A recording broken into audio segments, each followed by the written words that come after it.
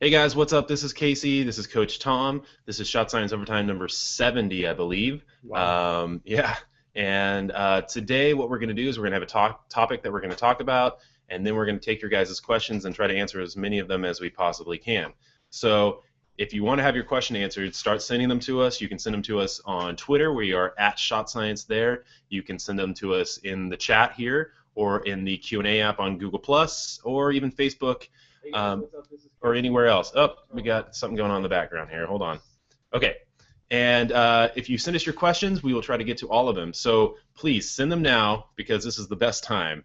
If you wait till the end, we kind of have to cram as much as we can in the lightning round, and that doesn't always get to everybody. So send them to us now. Also, please go out and tell all your friends and family or whoever's a basketball person to come check out the show, because if you do that, it helps us get really cool guests in to talk to you guys. You know, we've had Danny Green from the San Antonio Spurs. We've had a bunch of college coaches, coaches that help kids get into college programs with their traveling teams and clubs, and we've had some players and former players. So if you could, go out and tell people to check out the show, and we will try to get more great guests for you. I think Chase will actually be joining us here in a little bit, but we'll let you know on that one. Okay, so today's topic is 5 things great shooters do. And these are just 5 things that we randomly pick out that we think are important for shooters that are kind of like the next level guys.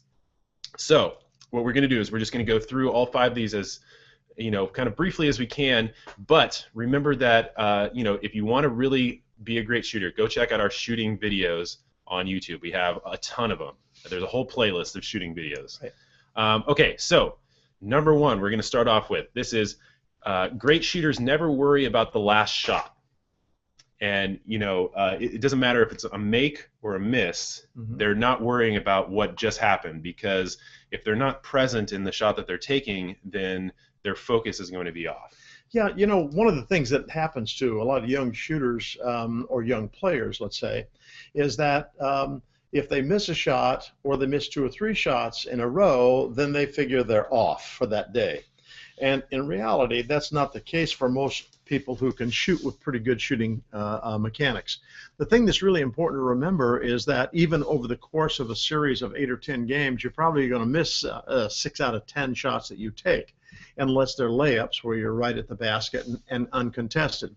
But if you're shooting from the field, let's say from 15 feet on out to beyond the three-point line, you're probably in high school level, you're going to be shooting somewhere around 38 to 41% over a longer period of time, let's say 10 games, and maybe over the season. That's typically kind of where it is. And so the one thing that happens is that sometimes we take and feel like, oh, I'm not on today, so I'm not going to take any more shots. I'm just going to feed it to my buddies. And so here is the shooter on the team, or a good shooter on the team, who checks himself out because he doesn't think he's on.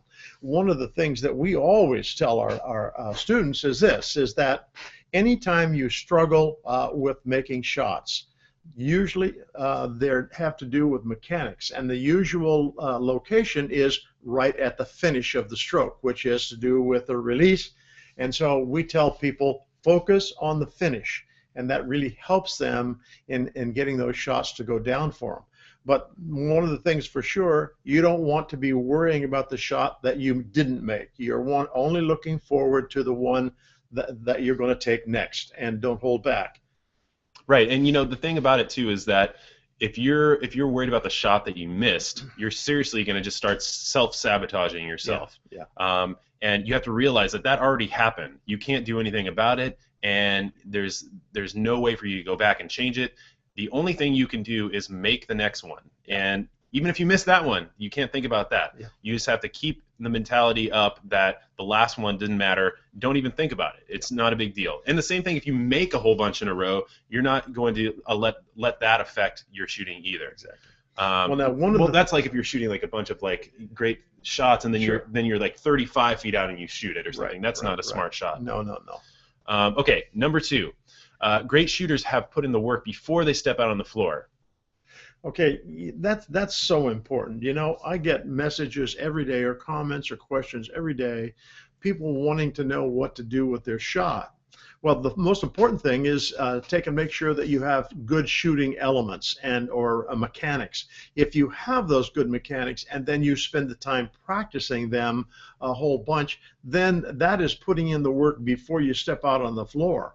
When you step out on the floor, now it's time to make sure that you make all of those hours that you've spent, all of those hundreds of shots that you have worked on really come to the fore for you. And so that's really important. Put in the work before you actually get into a game, and it will be a lot easier for you. Yeah, and people think that there's some pill they can take or quick fix thing that they can do. The fact of the matter is that you have to get out there, you have to put in the repetitions, have to be diligent with your practice. Ray Allen didn't wake up one morning and shoot like he does, or Steph Curry, same thing. Those guys have worked hard their whole life on building their shot. And every day. And every day, Yeah. consistently. Yeah. And, like we say, there's the 3 pillars of practice. Diligent practice to dial it all in, game speed, game intensity practice to get you up to where you would be if you stepped out on the floor, and then get game experience, because you want to have confidence in your skills when you do that. So those are the 3 pillars of practice. The other thing is that you can't just go out there and casually shoot around and think that when you step out on the floor it's going to be there. Yeah. You have to prepare yourself for actual game action. Real important. Yeah. Okay, so number 3, great shooters have the same mechanics every single time, and I think that's a big one for us, right? Well, it really is. The repeatability of the shot mechanics is very important for you to be an effective shooter. And we only get that through spending time on it and being very aware of what we're doing. Oftentimes, after I have a student for possibly one session, and we maybe take up the next time, he said, Coach, or they say, Coach, I didn't realize that I was doing this or I was doing that, and now I'm aware of it. And oftentimes, I had a young man the other day, and he was telling me, yeah, I was doing this before, and now I can understand why I needed to do the other way. And as he shot, he would turn and look to me and says, I got that one wrong. I released that wrong. So he's very aware of what he's doing with regard to the mechanics of the shot. Those are really important. And repeatability, meaning that you can repeat the shot with the same mechanics every time you shoot it, is the essence of accuracy, essence of shooting. Repeatability. Right. And the thing about it is that to be able to have a repeatable shot, you have to eliminate all the unnecessary variables and make it as efficient as possible. If you have all these other little hitches or knickknacks that are in your shot, you're going to have a real problem trying to replicate that every single time, and it's going to take more effort than it needs to be, which will kill your accuracy, because those are like little spots in your shot that can go wrong. If it's one streamlined shooting mechanic motion, then you will be able to repeat that every single time. That's why you watch somebody like Steph Curry. His shot is exactly the same every single time, no matter where he is on the floor, no matter what time in the game he is, or who's in his face. It's exactly the same every single time, and that's what you have to kind of strive for when you're talking about repeatability. Okay, number 4. Great shooters start the shooting motion before they catch or pick up the ball. That's really an important issue with regard to shooting. I spend so much time with instruction on shooting, and one of the things that I notice very beginning with shooting new students is they have no footwork. They catch the ball, and then they kind of decide whether they're going to shoot it or not. One of the things that we work on is what we call catch and address, and it's similar in some regards to triple threat, except instead of burying the ball on your hip, we like to bring it up into a shooting position, because we feel that's the thing that we want to look to do if we can right away. And the other thing that goes along with that shooting motion is that we want to get started on that stroke before the ball arrives, and so that may be a little mysterious to some people, but what we like to do is that as the ball is on its way to you, you take a little short step with the foot that is going to be your the off foot. Let's say if we're shooting from the left it's inside wing, foot, really. It's going to be the inside foot, or the one that is closest to the baseline or closest to the basket. And as we catch that ball, we've already taken that motion, and we're into the shooting stroke right away. And that way there's no lost time, and usually we can get an advantage on the defensive player if they're a little lazy on defense. And if they come rushing hard at us, we teach our guys and girls as well, as that if they rush you really quick and you can't do that, now it's time to put it on the floor. That's all a part of scoring as well as the shooting part of it. Right, and the thing about it too is that having this ability to start your shot before you catch or pick up the ball, it will help you get rhythm. It will make Very your important. shot much faster without Right. rushing the release, Exactly. which is a big no-no. Right. And it will give you the option to go somewhere else on the floor if you should choose to do that. Right. And the other thing about it too is that it helps you, instead of leaping into the shot or hopping in the shot, it allows you to go, instead of, if you do that hopping or leaping, you have to go from high to low to high, which is, that's just the mechanics of doing that. If you do this stepping into the shot, you essentially are going from low to high, which is eliminating that up and down. It's going to make you more on balance because you're not shifting your center of gravity as much, and you're also eliminating that high-low component of it. Well, there's another another element that's really important in using that footwork too, is that we create rhythm on the shot. Yeah, rhythm. A lot of people, when they catch the ball, they dip the ball to bring it up to shoot it.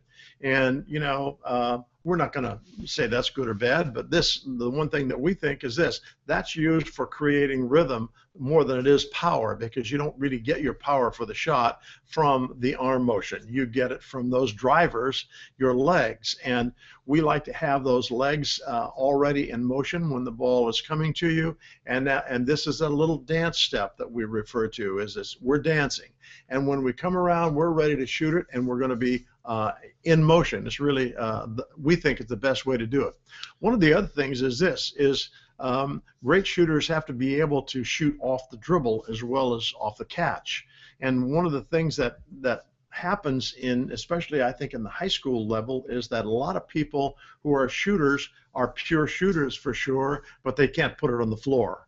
And one of the things that we teach as an adjunct to the shooting itself is the fact that you need to be able to attack the defender when they crowd you, because they will. And so we spend time on that. And so we also teach how to pick up that basketball when we're going to shoot it off the dribble. We want to use the same footwork, which is going to be 1-2 footwork. And when we put down that last dribble, we want it to be a laser shot. We want that basketball to really hit the floor hard and quick. And the reason for that is it comes back to our hand quickly and really helps us be a little bit more efficient in getting the shot off. If we take, and oftentimes what happens if we have that soft little dribble, which we call petting the dog, if we have that kind of a dribble, what happens is that the ball is slow coming up, which makes you slow getting the shot off. So that powerful dribble is really important for us when we're picking the ball up off the dribble. Right, okay, so number 5. This one is: great shooters know each shot is good before and as they take the shot. Yeah, as you develop your stroke, you begin to see it coming around and getting better, getting stronger. And as it does, you begin to get a lot of confidence in it as a shooter. And the more successful you are, the more confidence that you get in that shooting stroke. And so that's really an important part of it. So people who are great shooters have great confidence the ball's going to go in the basket. And one of the things that is super important in that is that most really good shooters can control the ball right and left and give you a good line to the basket. The shooters who are not really very strong typically are these: the ball goes right, the ball goes left, the ball goes short. Sometimes it's too long as well. But the thing that you want to do is make sure that that ball is on a good line to the basket, and you'll probably be more successful. Good shooters, great shooters, always figure that shot is down. Yeah, and the thing about it that I will just say is that confidence is a huge part of it, but it's not everything. You obviously have to have the skills and everything to back it up, but if you don't have the confidence, then you might as well not take the shot, because right. you essentially talk yourself out of it. Right. Okay, so that's all 5 of the 5 things great shooters do. We have a lot more of those for sure, but those we think are the kind of 5 that we wanted to share with you guys today. Make sure you check out our videos on all things shooting. You can check out our playlist on that too if you just go to our channel. And also, let us know what you guys think about those 5. And I'll try to put those down in the description of this video just so everybody knows what they are, and you can share those if you want. Okay? All right, so that's going to wrap up our little chat discussion. We're going to start in with your guys' questions, but first I want to introduce my brother Chase. He's patching in from Oklahoma, and he's going to help us with answering your guys' questions. So remember, if you guys want to get your questions answered, tweet them to us. We are at Shot Science, or you can send them to us in the Q&A app on Google+, or you can also hit us up in Facebook or the comments of the video. All right? Okay, Chase, what's up? What's going on, guys? Oh, Chase, I was just thinking that it might be good for you, for everybody that maybe is joining us here today, to have you give a little rundown of your basketball history, just real quick, just so that they know kind of who you are in that regard. So I played basketball, obviously, through high school, and then I played at the University of Puget Sound, which is a Division III school up in Seattle, Washington area. It's an interesting topic on shooting today. I hold the all-time three-point record at University of Puget Sound, so I have some credibility there, obviously, but just looking forward to questions, and let's rock and roll. All right. You also played on the U.S. national team, too, didn't you? Yeah, I played on a U.S. national team, absolutely. Yep. Cool. Okay, so we're going to jump right in on these, and Chase, if you just want to jump in on any of them, go for it. But let's see. Let's start with this is Albert Dixon. He says, "Hey, Coach, do you have any tips on getting better at shooting? Sometimes I can shoot to the left and right side of the basket." That sounds to me like he is probably having problems with his release, and he's probably finishing off right or left with his release, supinating or pronating. If you want to finish, or what you want to do is you want to finish directly to the rim. If you're going off any side, the ball's going to come off your fingers, and it's going to kind of essentially go to where your hand is aiming. That's a question that I get almost daily, is how come this is happening on the shot? The ball goes right, the ball goes left.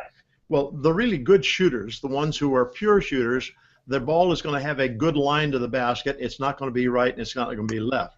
And what we teach our shooters is that we want to take and put the two fingers that release the basketball right in the middle of the basket, or what we call the nest, every time they shoot it. And that helps us with accuracy a whole bunch. Chase, you got any thoughts on that? I think just practice, and working in on form shooting and then building out from there. Good. Right, okay, here's one from Bruce Busby II, who is at BoozB on Twitter. He says, "Do you have a saying to help remember shooting mechanics while shooting?" So I think he's looking for something like beef or something like that. No. We are not fans of that stuff. No. If you're thinking about anything at all, this is a little analogy or a little saying that I give everybody that is a student, and that is, you always focus on the finish on the shot. Focus on the finish. Yeah, and I think that one of the keys is that putting in your work before you step out on the floor. If you're having to cue yourself while you're playing in a game on your shot or your shooting mechanics, you're going to be in trouble. So you want to build your mechanics in the practice time and then have it be there without you having to think about it when you hit into the game. Right. What do you think, Chase?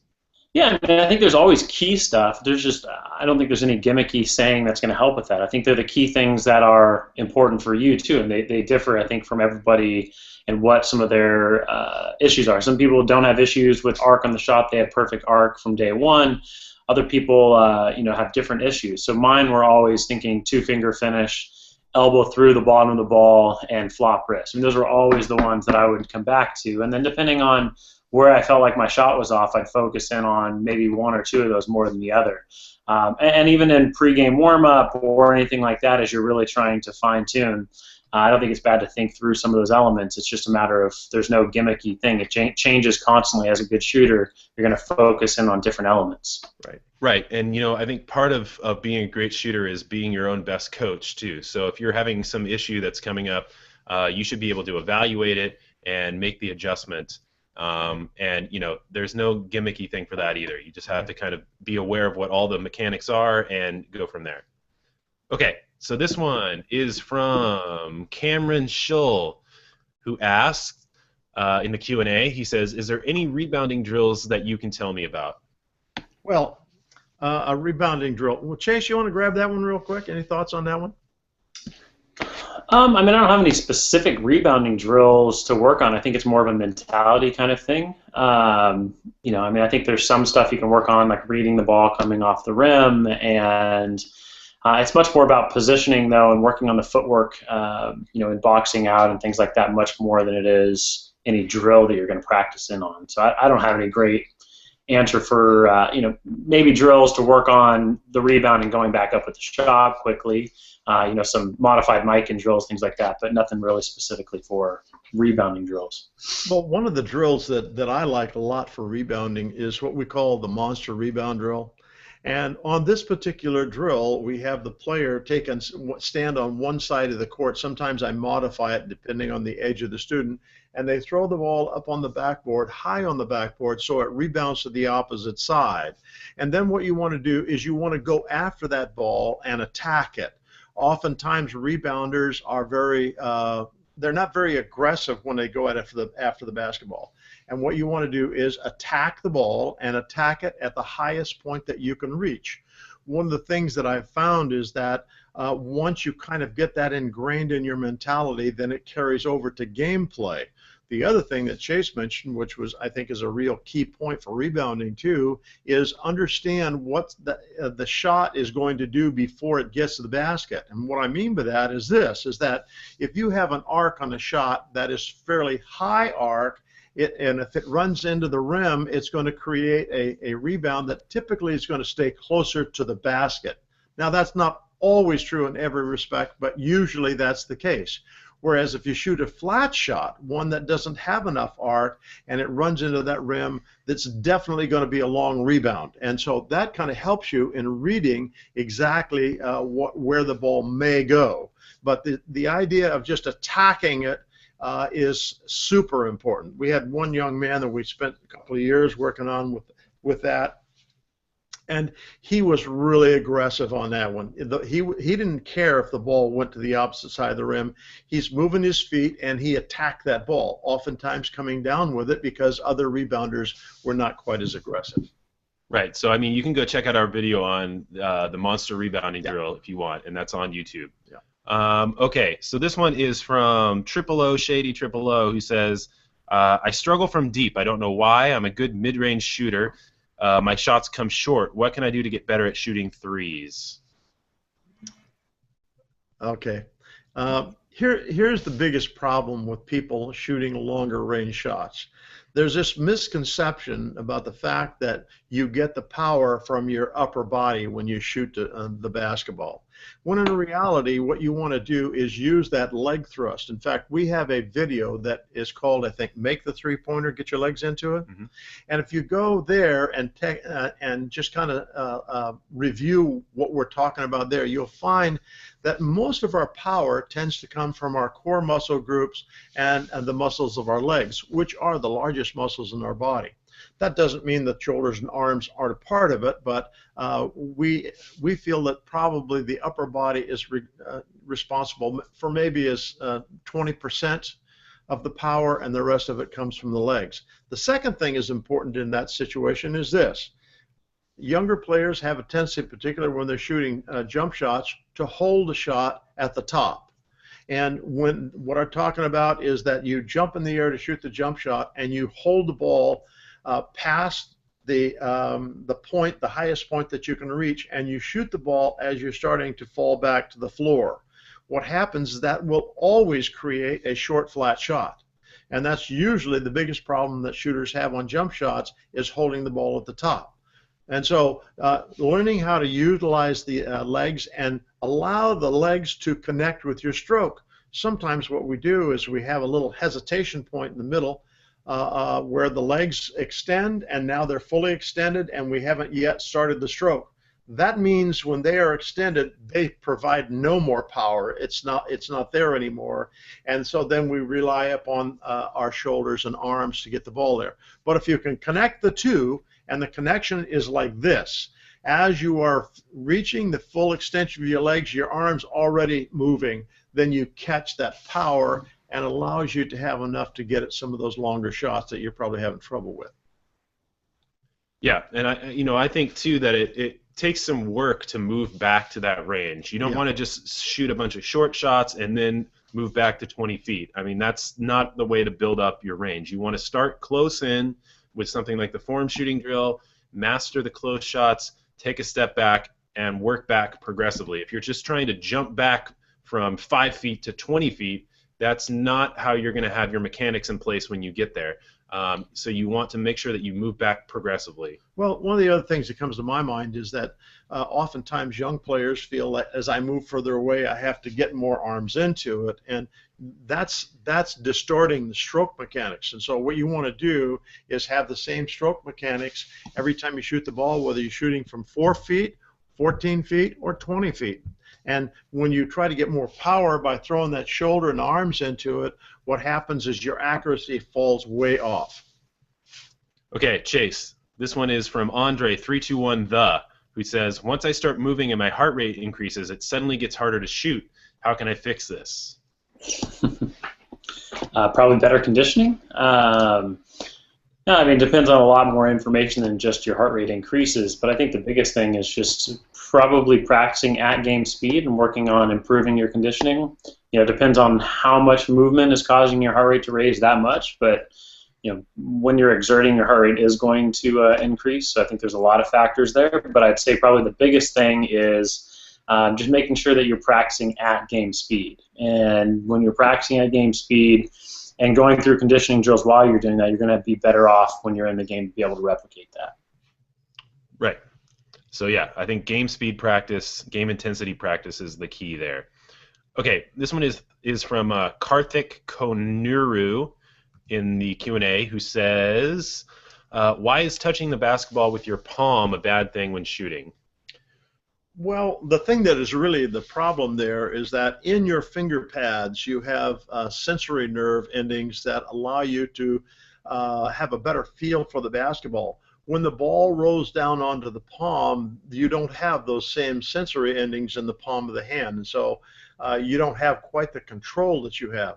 And so what you want to do is make sure that you spread that thumb, the thumb of the shooting hand out, so the heel of the hand will elevate off the basketball just a little bit. Sometimes people will have it 2 fingers, some people will have it just 1 finger, but not allowing the ball to be in contact with the palm, but on the finger pads. If you've been on our channel, you see that we have the hand there, and we kind of are denoting there that that's one of the things that's important, is to get the ball up off the heel of the hand, because we don't have much in the way of sensory endings there.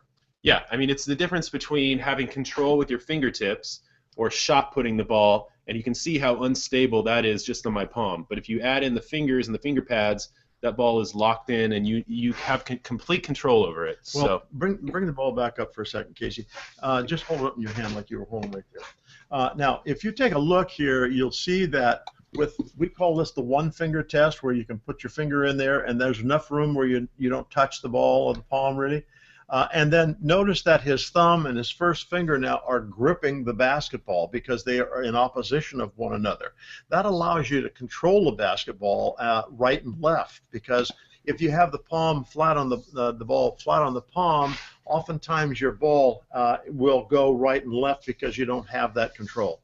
yeah, and that's why anybody with any size hands should be able to shoot a basketball and have control over it.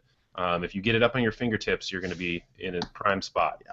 Okay, this one is from Chris Bowles in the comments, who says, I'm asking you because you can give me a neutral opinion. I'm thinking about going to the Bundeswehr German military for 7 to 12 months, but the reason why I hesitate is that I'm afraid of losing athleticism and skill. I'm not sure I will touch a basketball for this time and will miss 1 season. Do you think this break seriously affects my game? If so, I won't join the military. Thanks. Okay, well, number one, do not let anything we say affect your opinion. I mean, that's really a personal thing that you need to figure out yourself. Yeah. Well, one of the things that he considers there that he will maybe lose some of his athleticism. Chase, you want to address that one? I mean, I think the biggest thing to focus in on there is that you're probably not going to lose your athleticism, maybe the specification of the athleticism. My guess is that that's probably pretty demanding from a physical standpoint, but you may lose some of the basketball-specific skill or time frame focused in on improving your basketball skill, but I think those are probably, minor points of decision making in the scope of life. So I don't have any specific answer there other than that's really a personal decision you have to decide on your own, and really, hard for us to give much input there. Here's the thing, and I think Chase is kind of getting at this too, is that when you come back to the game, it will come back to you much more quickly than you think it will, and not like you're just starting over from zero. It'll still be there. It's like learning how to ride a bicycle. It'll just take you a little time to kind of regroup it and pull it back together. Well, here's the thing too. I think you need to figure out what your priorities are and what you really want to do. I mean, this might be a great opportunity for yourself, and you're worried about maybe losing some time in basketball. Well, you just have to kind of weigh, like, what is it in your life that you want to experience and do, and you shouldn't let anybody affect that other than yourself. Okay. So if you want to work on your basketball, you'll have your entire life to do that. Okay. So this is from Benjamin Wu, who says, are there specific drills that can improve my range, or is it just a matter of practicing harder? Well, I think we said that already before. So, yeah. So using something like the form shooting drill to move yourself back progressively will help you increase your range. And then making sure you learn how to use your legs. I mean, that's really an important part of range, developing shot at longer range. Okay, this one is from A. Valcarcel, who says, I know that you need a good technique to shoot a ball well, but I usually miss in the majority of my shots, and my friends say I do everything basically well. Any tips? Well, it's impossible for us to take and give you any direction without seeing what it is that you're doing. And you can feel free to send us a video if you like, and we'll take and spend some time looking at it, and then we'll correspond with you to see if we can help you out. Otherwise, it's really impossible for us to give you much in the way of tips. Yeah, and I would also say, work on something like the form shooting drill. Start out real close and really work on finishing and getting every ball to just hit net. Yeah. And just dial all that stuff in. Start real close. Take a step back after you've mastered that closer one. Same thing, and repeat. Okay, let's see. This one is from... let's go back into the chat here. Dean Martinez, how can I improve shooting when I'm tired? I think that comes down to the conditioning thing again, like Chase was saying, is that you have to work out and practice at different levels of your conditioning. You're going to find yourself in the fourth quarter more tired than you are in the first quarter. Have you put yourself through that experience in your practice? And the way that you get there is that you have to do that game speed, game intensity practice where you're practicing against somebody or you're visualizing that you're playing against somebody. You just have to get yourself using those mechanics at your different levels of conditioning. Right? This one is from Jared Alme, who says, is it bad to use a dirty outdoor ball with little grip that's essentially slippery, or would this be bad for my shots? Well, I don't think it's bad for your shot. It's really nice to have a ball that's easy to grip and whatnot, but maybe that's just another element of shooting that you need to spend a little time on, and I don't think that's bad to shoot with a ball that doesn't have much grip to it. Any thoughts on that one, Chase? I mean, I think you use what you have. If you can get a new ball that has good grip on it and replace them often so that they're nice and new, great. If not, then it's not going to be a major deterrent to your improvement. It's more about the time you put into it. Exactly. Right. Okay. This one is from Matthew Ochehe, who says, or Oche, something like that. Ochehe. He says, my friend scores all his layups and seems to change his shot in midair. How can I do this too? Example, he goes up for a layup and someone tries to block him. He brings the ball to his right side and lays up. Well, I would say that you don't want to necessarily complicate your shot by doing hitches and double clutch stuff because that's going to be a lower percentage shot. What you want to do is learn how to use your body to shield the ball from the defender. So get yourself in between the defense, go up strong, and put your body between that guy, because if he has to reach across or come down on top of your body to try to get the ball, he's going to foul you, and you're going to either get the basket and the N1, or he's just going to foul you and put you on the line. So you really need to work on just focusing on the finish, putting your body between the ball and the defender. Well, here's another thought too. You can't always be just like Mike. People have different levels of athleticism that allow them to do things that other people can't do easily. And by putting yourself in a position where you're trying to readjust your shot may not be a part of your game. And that's the way it is with a lot of people. You can do what you can do, and you can't do necessarily what he can do. So be really good at what you can do. Just like Casey's talking about there, using your body to protect the basketball. Sometimes, when you go for layups, use an inside hand layup as opposed to an outside hand layup. There are different ways to finish that maybe can achieve it just as well, but don't always have to do what the other guy does.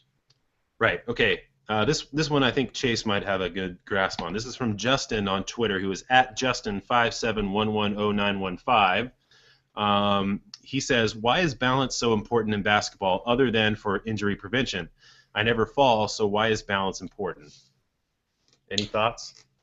Yeah, I mean, I think it's important for a lot of different things, but it's a good kind of indicator of your performance level too. I mean, if you look at elite gymnasts who make some of the kind of most incredible movements and stabilization, they're able to perform at a really high level because they are so stable. They have great neuromuscular coordination.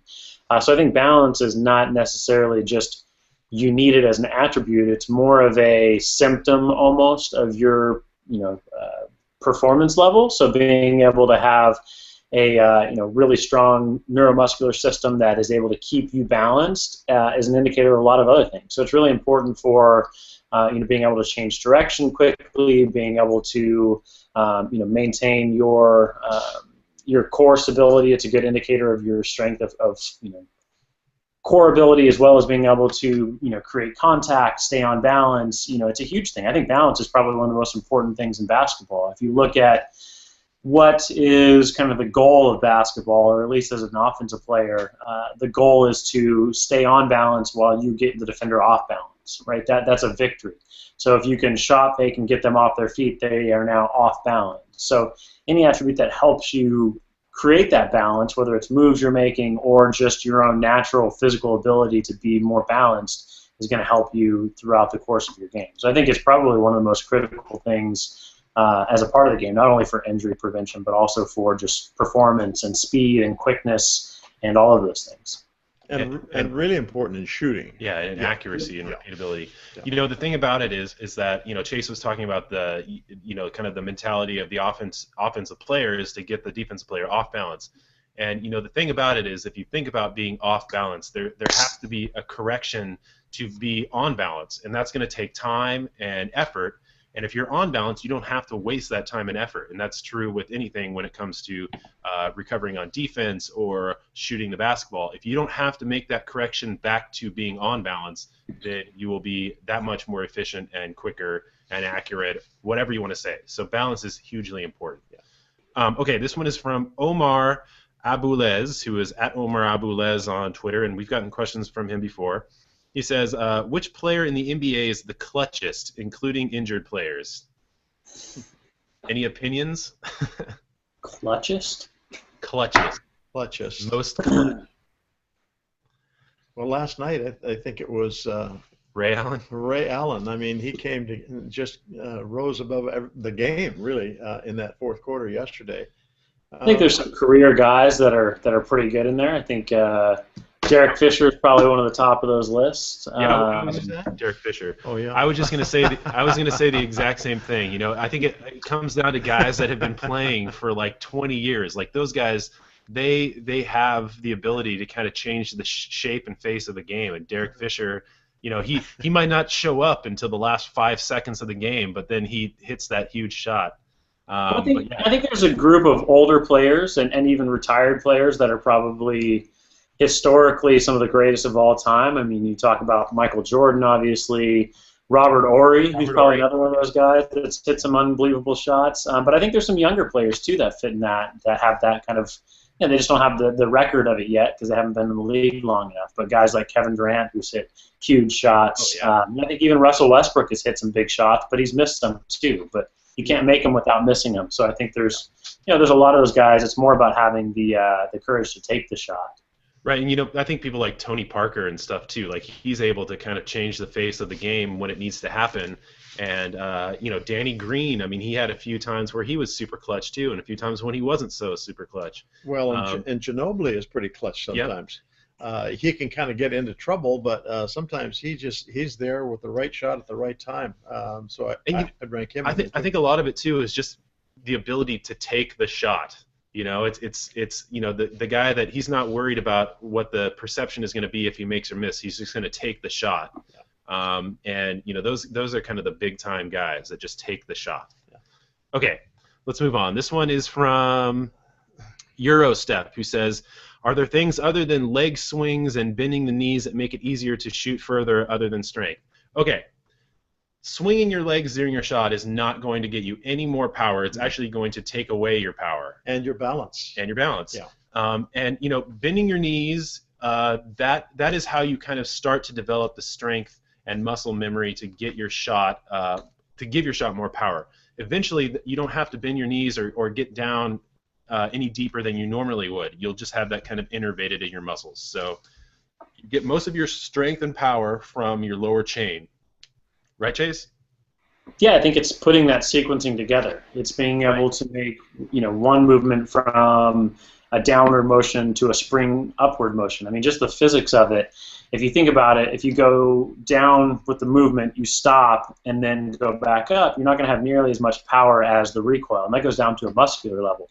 Muscles are much more elastic in that kind of bend and response. So I think trying to throw in any extra movement in there beyond just straight up and straight down in a very polished sequence of movements is going to throw the whole thing off. I think if you look at the slow motion shooting video, there's some really cool broken down very slowly the movement of what down and up should look like. It's not obviously game speed, but it shows you exactly the pure movement that should happen from a down up kind of reflexive movement. And you have a pretty good idea of that, I think, just from the movement you're making while you're shooting. But it should be very quick down up type of movement, and you can practice that and try it at different speeds. Pause for half a second longer while you're down. Try to go too quickly, and you'll get a feel for where that sweet spot is of where you're getting the most power out of your shot. But it shouldn't be any extra movement where you're leaning backwards, leaning forwards. You want to be straight up, straight down, and that's where you're going to get the most out of the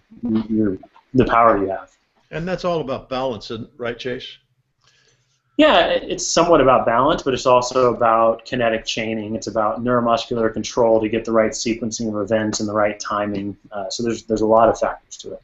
Right, and one of the huge things about that is that we are huge proponents of eliminating variables, because the more variables you have, the harder it's going to be repeatable, which will limit your accuracy. So if you are trying to add more stuff to your shot, you're going to find that there's going to be more areas where it will degrade, and so you want to try to eliminate, kind of streamline things, keep it as smooth and efficient as possible.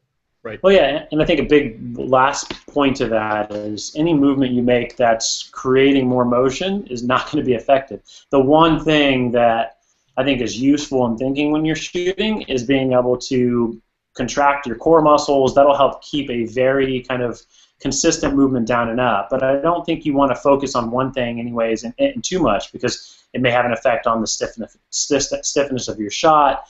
So I think there's a lot to think about in that. But if anything, it should be in contracting and controlling the movement, not in adding peripheral movements to it. Uh-huh. Right. Okay. Here is one from Zay Fi or Faye in the Q&A, who says, "How can I improve ball handling with my weak hand? How can I make sure that not one arm is worked too much?"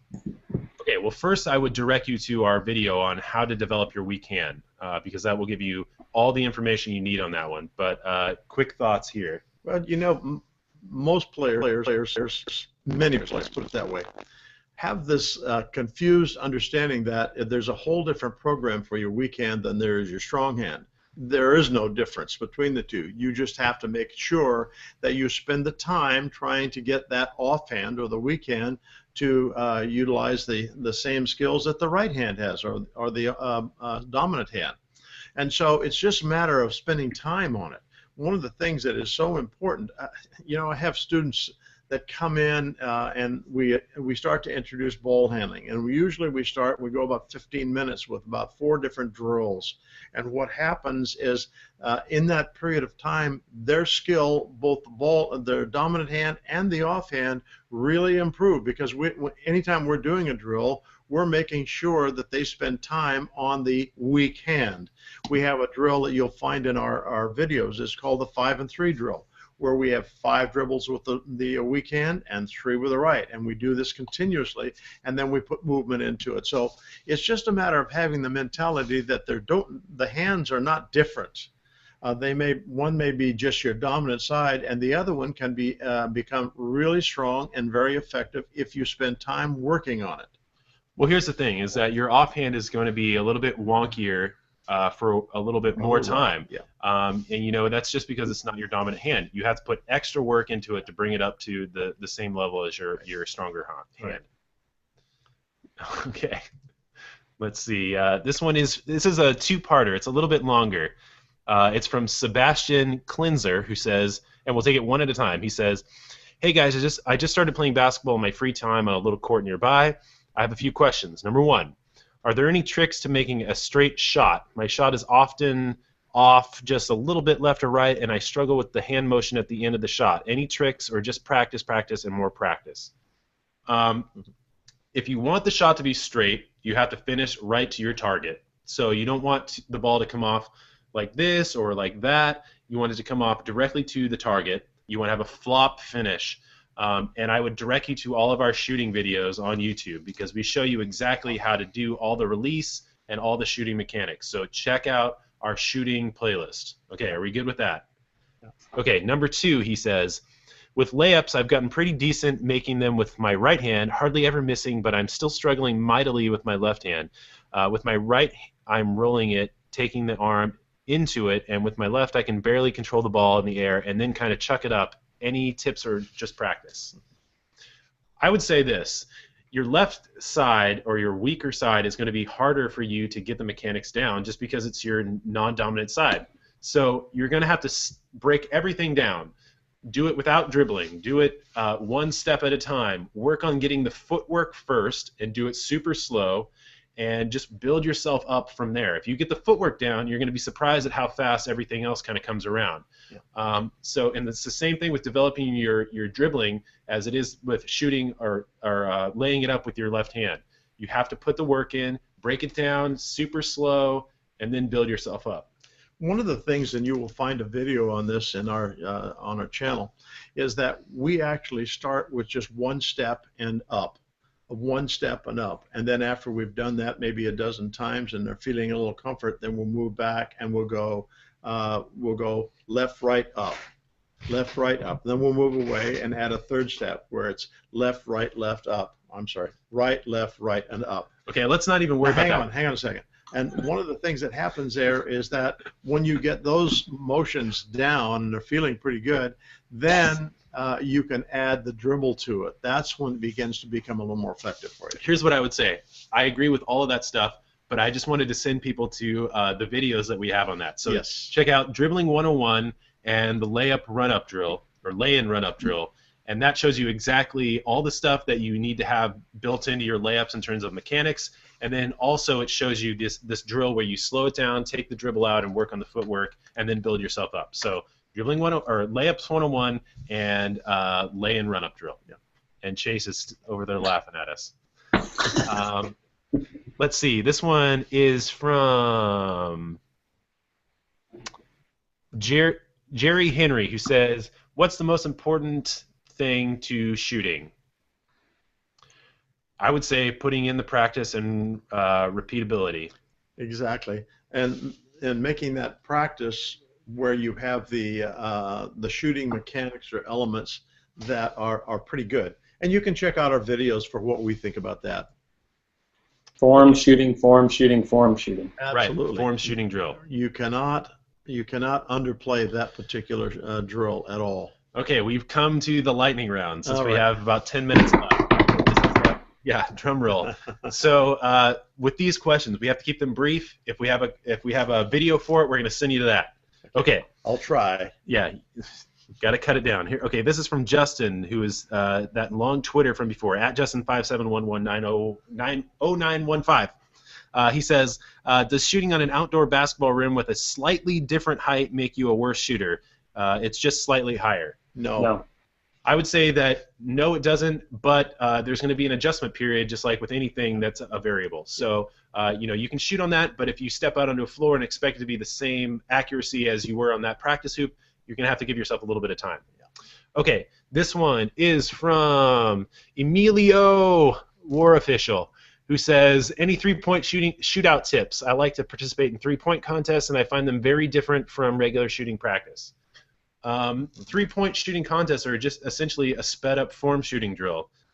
So what you want to go for that is just repeatability. You got to get the repeatability and the mechanics down.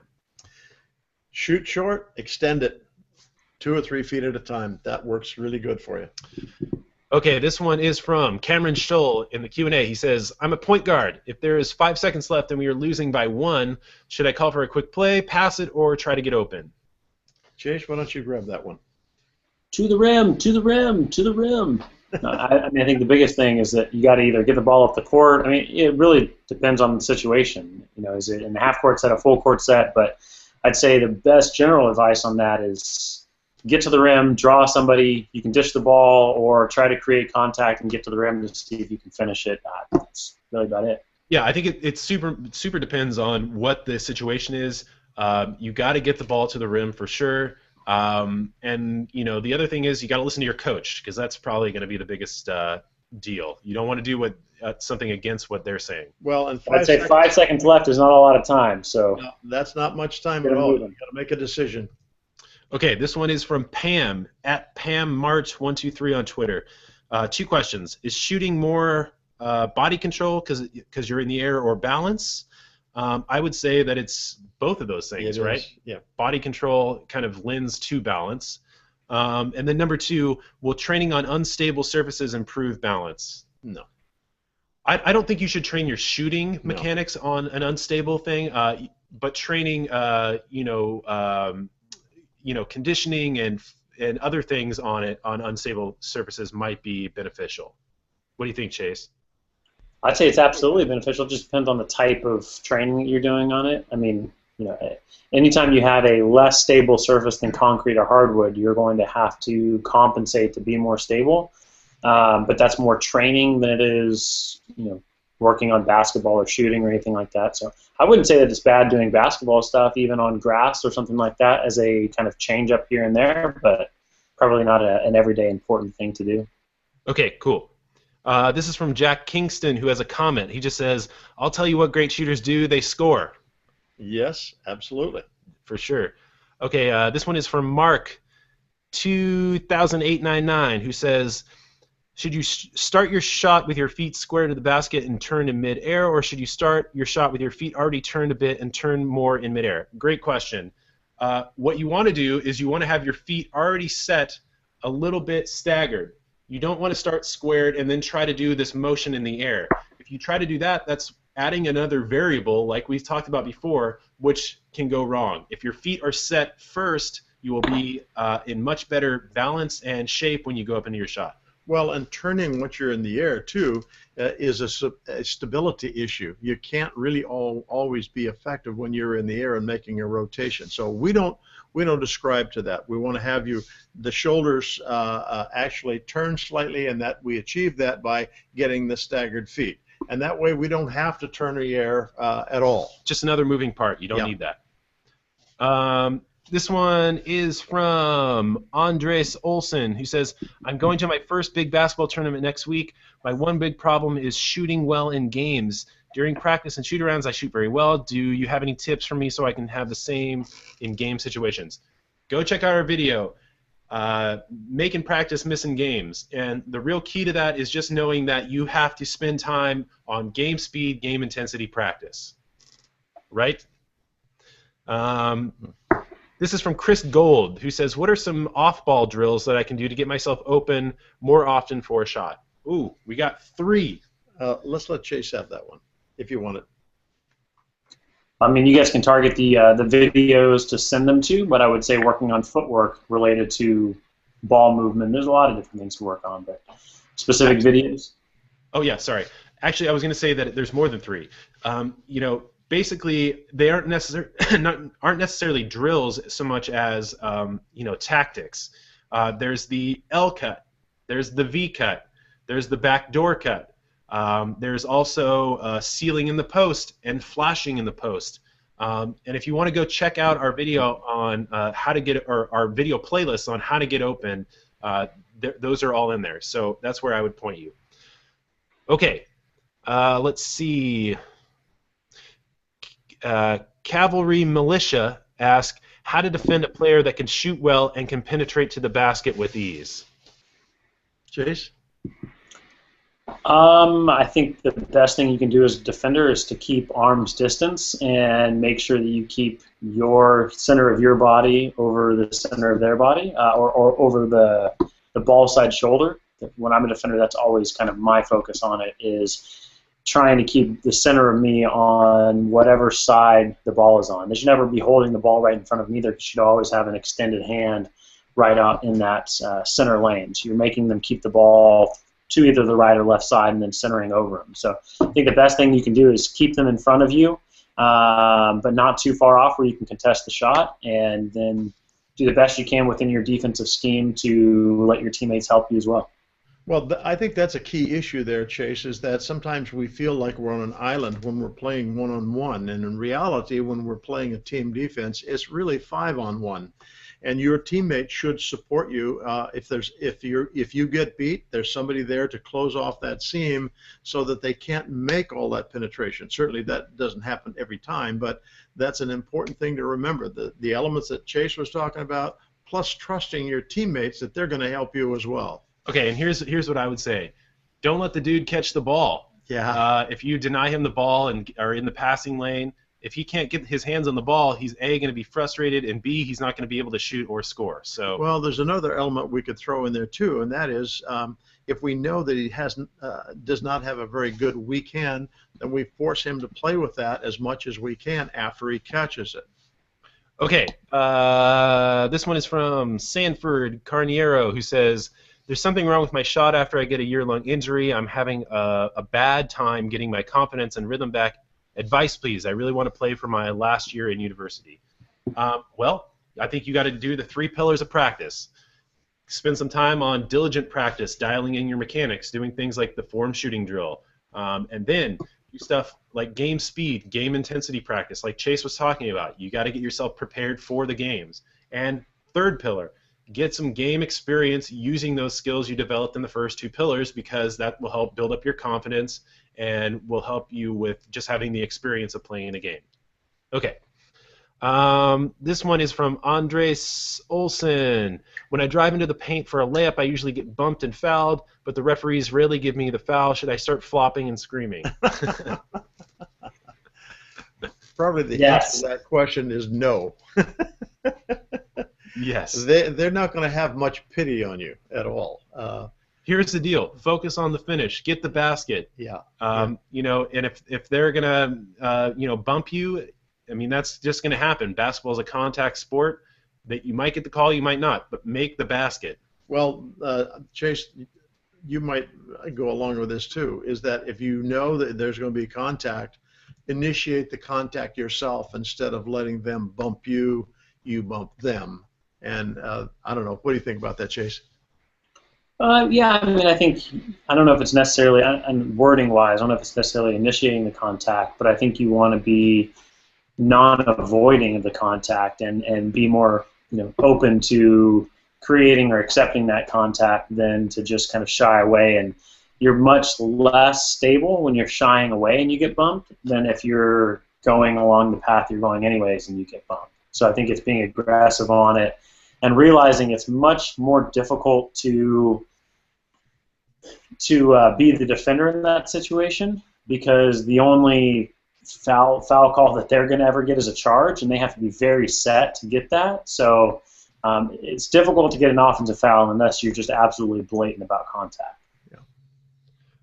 Okay, and Lowell Pob in the chat says basketball is a contact sport. Miami Heat disagrees. Okay, no comment on that. This final question is from Cameron Scholl in the Q&A, and he asked, "What is the perfect crossover, and can you show me how to do it?" The answer to that is yes. Go check out our video on how to do the crossover dribble. And we have Chase demonstrating exactly how to use the most efficient crossover to sell to the defense and then get them off balance and have you go right by them. So check out that video for how to do the perfect crossover. Well, there's another place probably that would be good to watch too, is there are some Chase Curtis highlights, and you will actually in a game situation see Chase use that crossover dribble. So enough plugs for Chase's videos. Yeah. Okay. Yeah, thumbs up. So anyways, that's going to wrap it up for today, you guys. If we didn't get to your question, it's just because we ran out of time. It wasn't because we didn't like you. Just remember that if you want to catch us next week, we will be back at 1 p.m. Pacific time on Sunday for another live show. Make sure you're following us on Twitter. We are at Shot Science. On Facebook, we are Shot Science. Google Plus, we are Shot Science. We have a lot of stuff going up there every day. And subscribe to us on YouTube. We are Shot Science there. And Chase also has a Twitter. If you want to follow him, he's at Chase Curtis on Twitter, and you can send him questions, and he'll get back to you probably if you ask nicely. And send questions his way. So we'll see you guys next week. Thanks for being here, Chase. All right, thanks, Chase. See you guys all next time. All right, guys.